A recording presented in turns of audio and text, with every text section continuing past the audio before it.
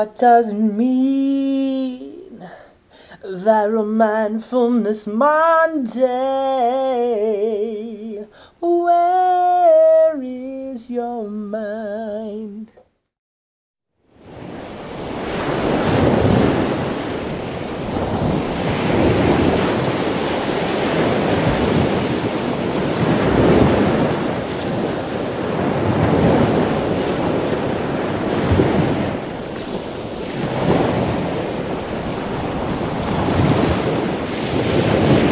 Welcome to Massive Mindfulness Monday. Massive mindfulness is a way for me to spread big ideas on mindfulness. Where is your mind?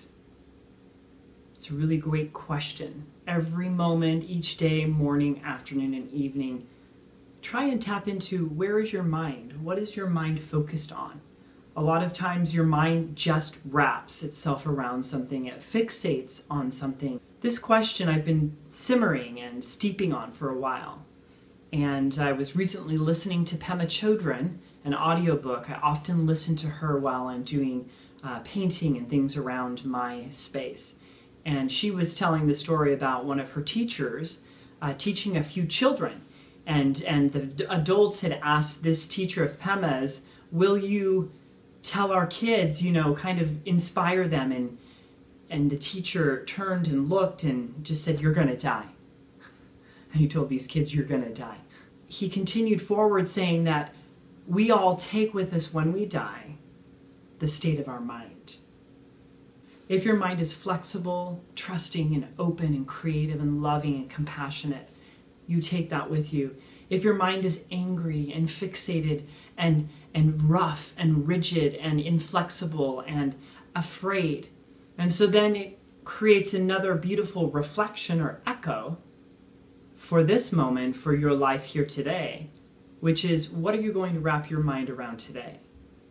And what I found is that my mind likes to wrap itself around all kinds of crazy.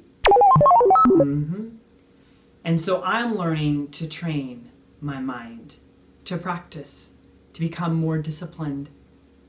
Are you a river or are you a rock? So I played with this slogan all day yesterday. And I was fortunate to be able to take the day off and to go up to LA and to practice being fearless. And I wanted to see what was going on around the UCLA campus for World AIDS Day speeches. I wanted to get a vibe to start putting this information out there. And of course I bumped into City Target right in Westwood, and I had to be courageous and practice my yoga poses. It's funny because I used to do things, I think, in my early years for attention, for affirmation. At this point in the game, I do things because I love it and because I want to. I love to sing, I love to dance, I love to be engaged in playful activities, I love to pose. And I look around at everyone on their devices, I hear what people are yelling into their devices, and I think, why am I afraid to do something fabulous like pose on a red Target ball in front of Target and practice my yoga poses? Because I'm really trying to challenge my mind to get off the flat surface and to be open to possibility on the curves, on the balls, outside of the square, outside of the solid ground. I had some really fun conversations. I'll put it in fast motion for you to look at. The little kid, he was so cute. His dad stopped and the little kid in the stroller was mesmerized. I mean, you know, they're coming into Target and there's this Alexander guy like on a red ball.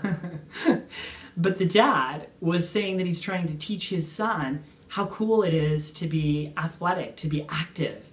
And I talked to him, I kind of demonstrated my posing, and it was such an honor. Super fun. Check that out.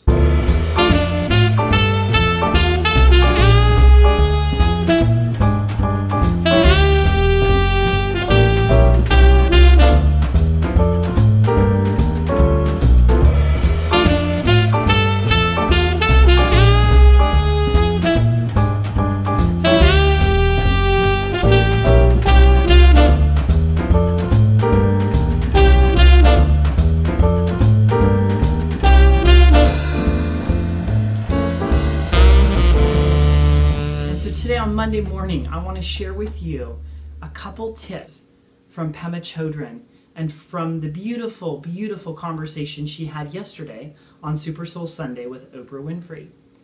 Pema came into my life when things were falling apart. I found her book, the New York Times bestseller book, When Things Fall Apart, Heart Advice for Difficult Times. Oprah yesterday made reference to how this book also stands as a huge talisman in her life. And it made me chuckle and smile. I felt so Oprah-like that I too feel the same way. But bigger than being Oprah-like is the fact that Pema Chödrön has actually provided information and ideas as a woman, as one of the first American Buddhist nuns, one of the first women to be ordained in that lineage of Buddhism.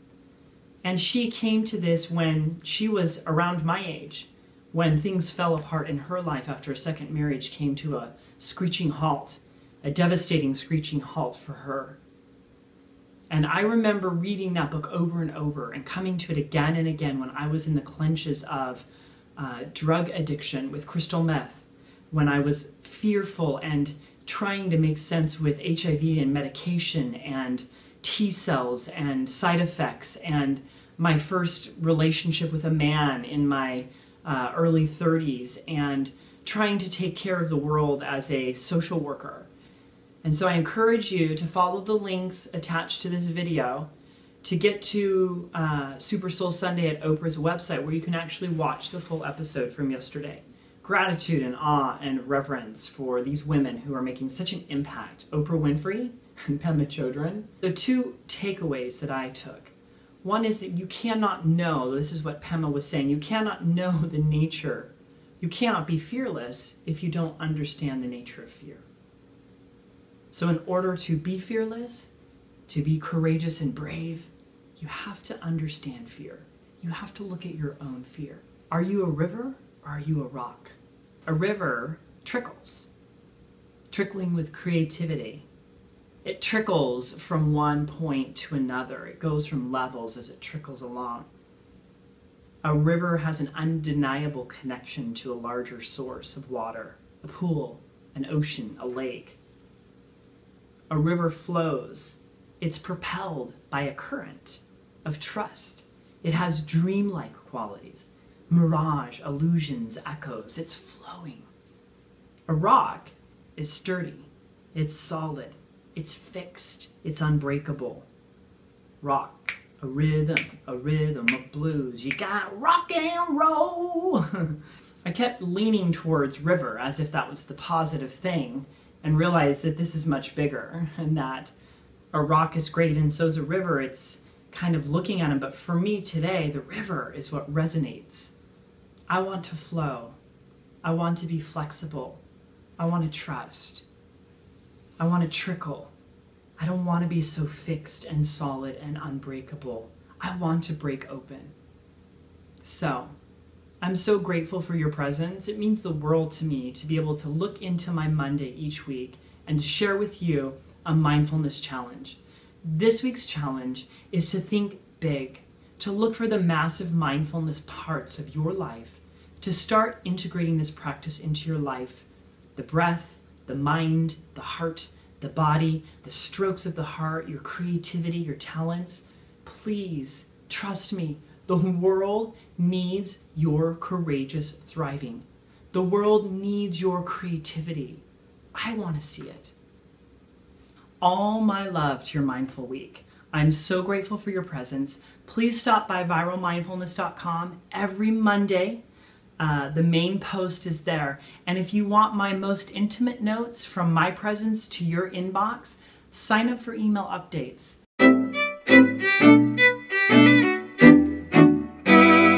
Oh, I didn't tell you.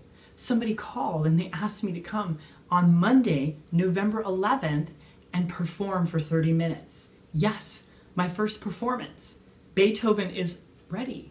I mean, I never feel ready, and so I'm going to start before I'm ready, but I'm ready. Are you a river or a rock now? Are you a river or a rock? A river or a rock? Are you a river or a rock? A river or a rock?